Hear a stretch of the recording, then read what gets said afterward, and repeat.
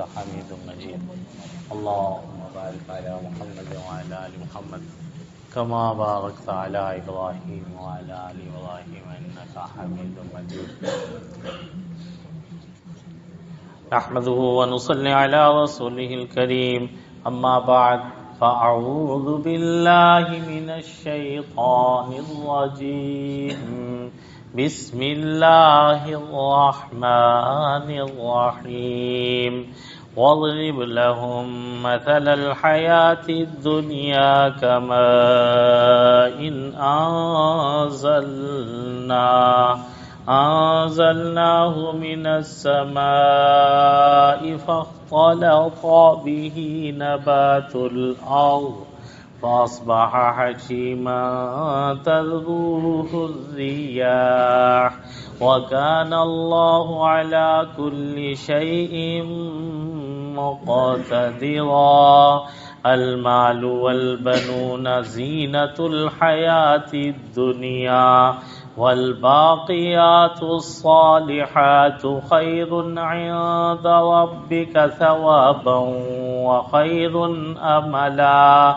ويوم نسير الجبال وترى الأرض بارزة وحشرناهم فلم نغادر منهم أحدا وعرضوا على ربك صفا لقد جئتمونا كما خلقناكم أول مرة بل زعمتم أن لن نجعل لكم موعدا. ووضع الكتاب فترى المجرمين مشفقين مما فيه ويقولون يا ويلتنا ما لهذا الكتاب لا يغادر صغيرة ولا كبيرة إلا أحصاها ووجدوا ما عملوا حاضرا ولا يظلم ربك أحدا. صدق اللہ العظیم. اور آپ ان کے لیے دنیا کی زندگانی کی مثال بیان کیجئے جیسے پانی ہم نے آسمان سے پانی کو اتارا، پھر وہ پانی زمین کی نباتات میں مل گیا، پھر وہ چورا چورا ریزہ ریزہ ہو گیا، ہوائیں اس کو اڑاتی ہیں اور اللہ ہر چیز پر قدرت رکھتے ہیں. مال اور بیٹے تو دنیا کی زندگانی ہی کی زینت ہیں اور باقی رہنے والی نیکیاں بہتر ہیں تیرے پروردگار کے یہاں ثواب میں اور امید کے اعتبار سے بہتر ہیں. اور جس دن ہم پہاڑوں کو چلائیں گے اور تو زمین کو واضح دیکھے گا اور ہم ان کو کا حشر کریں گے اور ان میں سے کسی کو بھی ہم نہ چھوڑیں گے اور وہ اپنے پروردگار کے یہاں صف در صف پیش ہوں گے. البتہ تحقیق ہم تم کو لائیں گے جیسا ہم نے تم کو پہلی مرتبہ پیدا کیا، بلکہ تم نے تو یہ گمان کیا تھا کہ ہم یہ وعدے کا وقت ہرگز نہ ٹھہرائیں گے اور کتاب رکھی جائے گی. مجرموں کو تو دیکھے گا ڈرتے ہوں گے اس چیز سے جو نامہ اعمال میں ہے اور وہ کہیں گے ہائے ہماری ہلاکت، اس کتاب کو کیا ہوا؟ یہ تو کسی چھوٹی بڑی چیز کو چھوڑتی نہیں مگر اس کو شمار کر لیا ہے اس کتاب نے، اور جو انہوں نے دنیا میں عمل کیا ہوگا اس کو اپنے سامنے حاضر پائیں گے اور تیرا پروردگار ذرہ برابر بھی کسی پر ظلم نہ کرے گا. سورہ کہف کی آیت نمبر 45 تا 49 کا درس ہے. اللہ رب العزت نے ان آیات میں وہی باتیں بیان کی ہیں جو اصحاب کہف کا مطمع نظر تھی، ان کو سمجھ آ گیا تھا، جو حقیقت ان کو سمجھ آئی تھی وہ یہاں قرآن میں بیان ہو رہی ہے. اللہ فرماتے ہیں کہ دیکھیے آپ ان لوگوں کے سامنے رہتی دنیا تک کی انسانیت کے سامنے بھی دنیا کی زندگانی کی مثال بیان کیجئے. دنیا کی زندگی کیا ہے؟ ناپائیدار ہے، بے ثبات ہے، ختم ہونے والی ہے۔ انسان کی زندگی تو کسی راستے میں رکھے ہوئے چراغ کی مانند ہے، ہوا کا ایک جھونکا آ کر اس کو بجھا دیتا ہے۔ ایسے ہی اس زندگی پر خوش مت ہو، موت کا ایک جھونکا اس کو بجھا دے گا۔ اللہ مثال دیتے ہیں پانی کی، ہم نے آسمان سے یا اوپر سے یا اپنے حکم سے یا بدلیوں سے بارش اتاری، جب بارش کا پانی زمین پر برسا، کل ہم نے دیکھا کتنا زیادہ پانی کھڑا ہوا تھا، آج کہیں نظر نہیں آ رہا، یہ جا کر زمین کی نباتات میں مل گیا، اس کے ذریعے سے پھل بھی اگے، پھول بھی اگے اور کانٹے بھی اگے، جھاڑیاں بھی اگی، درخت بھی اگے، کھیتیاں بھی لہلہائی، کتنی نفع کی چیزیں بھی آئیں، لیکن جتنے پھل ہیں، پھول ہیں، اناج ہیں، غلے ہیں اور اسی طرح میوہ جات ہیں، بالآخر خشک ہو جاتے ہیں، ریزے ریزے ہو جاتے ہیں، ذرہ ذرہ ہو جاتے ہیں، ہوائیں ان کو اڑاتی ہیں۔ ایک اللہ والے نے پک پکی ہوئی فصل دیکھی، رونے لگ گئے، کیوں قرآن کی حقیقت اصحاب کہف کی طرح ان پر کھلی ہوئی تھی۔ کسی نے پوچھا کہ لہلہاتے کھیت دیکھ کر تو ہمارے دل بھی باغ باغ ہو جاتے ہیں، جب اپنے باغ دیکھتے ہیں تو دل باغ باغ ہوتے ہیں اور آپ روتے ہیں۔ انہوں نے فرمایا کہ جب پھل پک جاتا ہے، جب فصل تیار ہو جاتی ہے تو پھر کٹ جاتی ہے، کاٹ لی جاتی ہے۔ میں بھی اسی بات کو سوچ رہا ہوں، قرآن نے سمجھایا بندے تیری زندگی کی جب فصل پک جائے گی کاٹ لی جائے گی، تو بھی یہاں نہیں رہے گا۔ جیسے یہ خس و خاشاک کو ہوا اڑا لیتی ہے، تجھے موت اڑا لے گی۔ وَكَانَ اللَّهُ عَلَىٰ كُلِّ شَيْءٍ مُقْتَدِرًا، اللہ قادر بھی ہے، مقتدر بھی ہے، سب کچھ کر بھی سکتا ہے۔ جیسے وہ یہ باغ و بہار تمہیں دکھا رہا ہے، ایسے اس کو ختم بھی کر سکتا ہے۔ کسی نے کیا خوب کہا، پھول تو 2 دن بہارے جاں فضا دکھلا گئے اور حسرت ان غنچوں پہ ہے جو بن کھلے مرجھا گئے۔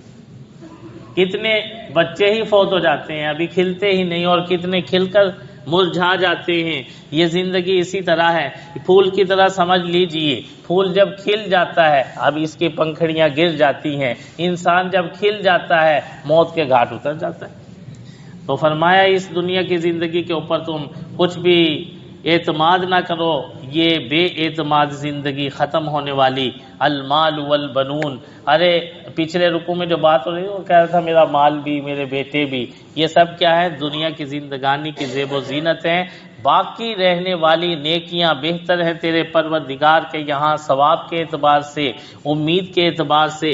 تجھے امید رکھنی ہے تو اللہ سے امید رکھ، محبت کرنی ہے تو اللہ سے محبت کو استوار کر، جس کی جو اللہ باقی رہنے والا ہے۔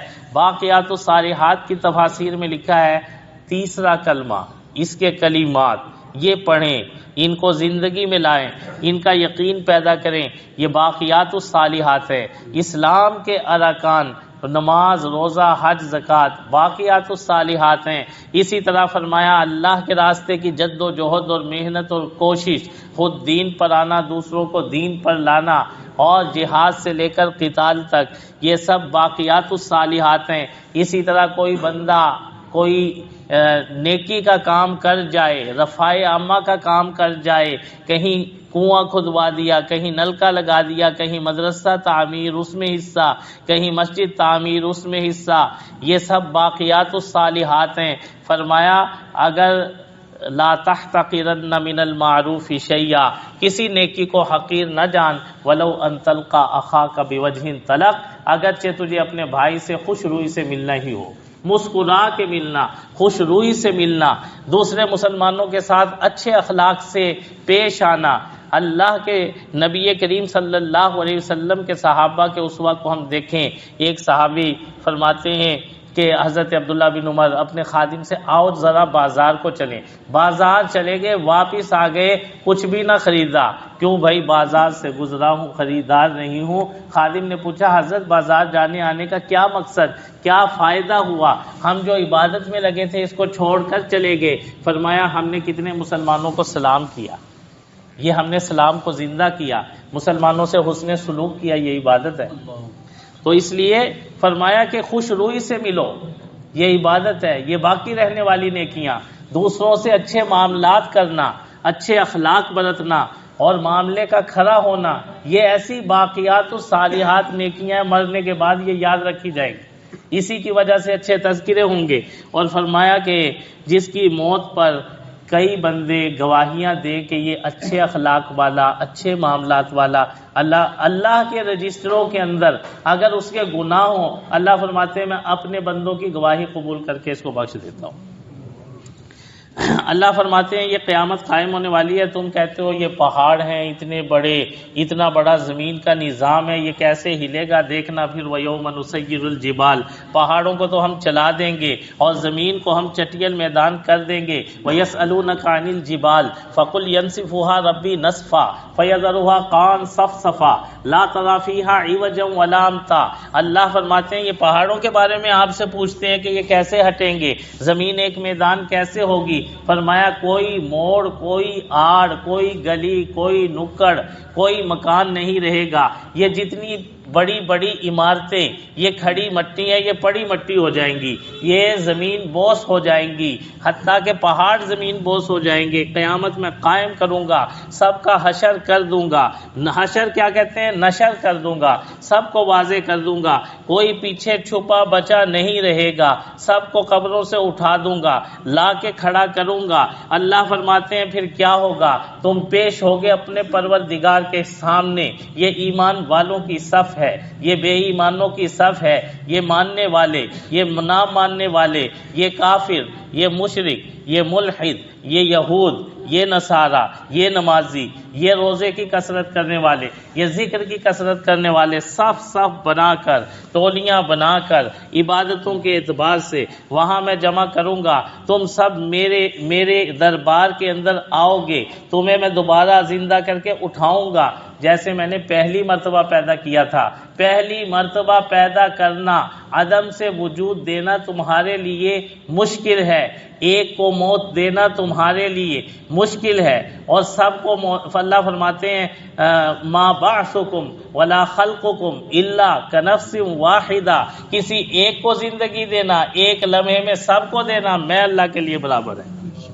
بل زعمتم ان لن نجعل لکم موعدا، تم سمجھتے ہو کہ جو وقت ہے وعدے کا اور حساب کتاب کا دن ہم اس کو نہیں رکھیں گے، قائم نہیں کرو گے، یہ تمہارا دنیا میں گمان تھا۔ اب دیکھنا قیامت کا دن ہوگا، مجرموں کے سامنے نامہ اعمال کھلیں گے، اے مخاطب تو دیکھے گا، وہ تو گھبرا رہے ہوں گے، ڈر رہے ہوں گے کہ بھائی پتہ نہیں ہمارے نامہ اعمال میں کیا نکلے، کہے گے ہائے ہلاکت، ہائے افسوس، اس کتاب کو کیا ہوا جب نامہ اعمال کھلے گا۔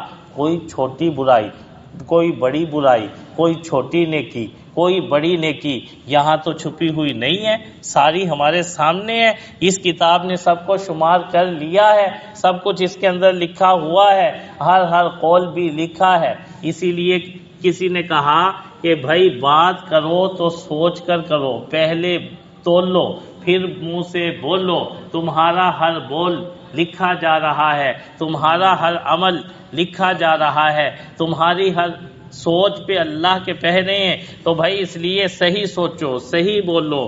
یہ قیامت کا عقیدہ ایسا عقیدہ ہے سبحان اللہ، پوری دنیا کے قوانین کسی بندے سے جرم نہیں چھڑا سکتے، قرآن نے جو عقیدہ آخرت پیش کیا ہے یہ بندے سے ہر جرم چھڑا سکتا ہے۔ اس لیے کہ اگر کسی حکومت نے کسی کام سے روکا، حکومت کے کارندوں کے سامنے وہ کام نہیں کرے گا، چھپ کے کرے گا، لیکن جس کو یہ یقین ہے کہ اللہ دیکھ رہا ہے اور قیامت کے دن اللہ کو جواب دینا ہوگا، یہ چھپ کے بھی نافرمانی نہیں کرے گا۔ قیامت کا یقین قرآن نے دیا ہے۔ اللہ فرماتے ہیں وَوَجَدُوا مَا عَمِلُوا حَاضِرًا، جو انہوں نے دنیا میں کیا اس کو عمل نامے میں اپنے سامنے حاضر بھی پائیں گے۔ حاضرہ کا دوسرا معنی کیا گیا ان کا دل خود، ان کا ضمیر خود اس پر گواہ ہوگا۔ کہیں اور سے گواہی کیا ضمیر بتا دے گا کہ تو نے کیا یا نہیں کیا. وَلَا يَظْلِمُ رَبُّكَ أَحَدًا، تیرا پروردگار کسی پر ذرہ برابر بھی ظلم نہیں کرے گا. اللہ رب العزت کی تو بخشش کے وہاں ایسے مظاہر ہوں گے، قیامت کے دن میں اللہ کی بخشش کے ایسے مظہر پیش آئیں گے کہ بسا اوقات شیطان کو امید لگ جائے گی شاید میں بھی بخشا جاؤں. اللہ رب العزت ظلم، اللہ فرماتے ہیں ذرہ برابر ظلم نہیں کروں گا، میں تو رحم ہی کروں گا. اللہ کی تو بڑی صفت رحمان ہے اور رحیم ہے. اللہ اتنا رحم کریں گے قیامت کے دن عمل نامہ تولنے میں کہ کسی بندے کے تو نیکیوں کے جو دفتر ہوں گے اور رجسٹر ہوں گے ان کو نیکیوں کے پلڑے میں ڈالا جائے گا اگر وہ جھک کے صحیح ہے، وگرنہ پھر اس کے نیکیوں کو جسم دے دیے جائیں گے، اجسام بنا کے پلڑے میں ڈالے جائیں گے، اور اگر پھر بھی نہ جھکا اسی کو اٹھا کے پلڑے میں ڈالیں گے. نبی کریم صلی اللہ علیہ وسلم نے صحابہ کو دیکھا، حضرت عبداللہ بن مسعود رضی اللہ تعالیٰ عنہ کو دیکھ کر ہنس رہے ہیں. وہ جب تیز تیز چلتے تھے پنڈلیاں بہت پتلی پتلی نظر آتی تھی، صحابہ مسکراتے تھے، خوش ہوتے تھے عبداللہ بن مسعود رضی اللہ عنہ کی پنڈلیاں دیکھ کر. حضور صلی اللہ علیہ وسلم نے فرمایا کہ تم عبداللہ بن مسعود کی پنڈلیاں دیکھ کر ہنستے ہو، اس ذات کی قسم جس کے قبضہ قدرت میں مجھ محمد صلی اللہ علیہ وسلم کی جان ہے، عبداللہ بن مسعود کی پنڈلیاں نامہ اعمال میں احد پہاڑ سے بھی زیادہ وزن. اللہ رب العزت ہمیں قیامت کا یقین، قیامت کی تیاری عطا فرمائے. الحمدللہ رب العالمین والعاقبۃ للمتقین والصلاۃ والسلام علی سید الانبیاء والمرسلین. ربنا آتنا فی الدنیا حسنہ وفی الآخرۃ حسنہ وقنا عذاب النار. اللهم یا شافی الامراض اشف مرضانا ومرضى المسلمین. اللهم لا تقتلنا بغضبک ولا تهلكنا بعذابک وعافنا قبل ذلك. اللهم استر عوراتنا وامن رواتنا. اللهم اهدنا واهد بنا وجعلنا سببا لمن اهتدى. اللهم اهد الانس والجان كليهما.